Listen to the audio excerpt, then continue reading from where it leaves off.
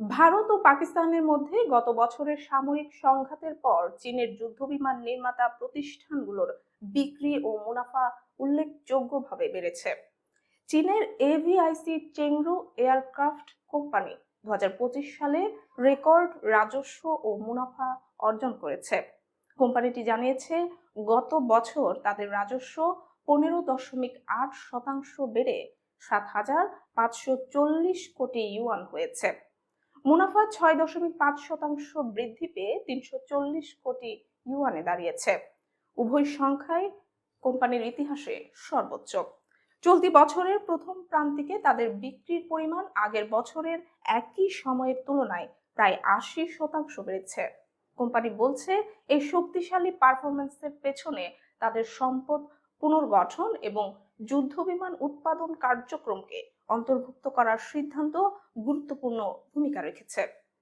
গত বছরের মে মাসে পাকিস্তান ভারত সংঘাতের সময় পাকিস্তান তাদের চীনা তৈরি J-10C যুদ্ধবিমান ব্যবহার করে বলে দাবি করে। পাকিস্তান জানায়, এই বিমান দিয়ে তারা ভারতের রাফাল সহ একাধিক যুদ্ধবিমান ভূপাতিত করেছে। ভারতও পাকিস্তানের কয়েকটি বিমান ধ্বংসের দাবি করলেও বিস্তারিত তথ্য প্রকাশ করেনি। ওই সংঘাতে চীনা যুদ্ধবিমানের পারফরম্যান্সের প্রশংসা করায় বিশ্ববাজারে J-10 এবং JF-17 যুদ্ধবিমানের চাহিদা বেড়েছে। ইন্দোনেশিয়া J-10 কেনার আগ্রহ দেখিয়েছে। এছাড়া ইরাক, বাংলাদেশ ও ইন্দোনেশিয়া JF-17 থান্ডার যুদ্ধবিমান কেনার বিষয়ে আলোচনা করছে। এভিআইসি চেংরু বিদেশে অস্ত্র বিক্রি বাড়ানোকে তাদের অন্যতম কৌশলগত লক্ষ্য বলে জানিয়েছে। কোম্পানিটি পঞ্চম প্রজন্মের J-20 স্টেলথ ফাইটারের পাশাপাশি J-35 যুদ্ধবিমানও তৈরি করছে।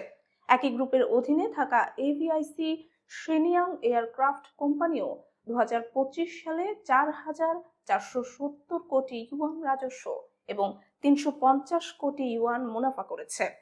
এভিআইসি চেংরু ও এভিআইসি shenyang উভয় প্রতিষ্ঠানের উপর যুক্তরাষ্ট্রের নিষেধাজ্ঞা রয়েছে।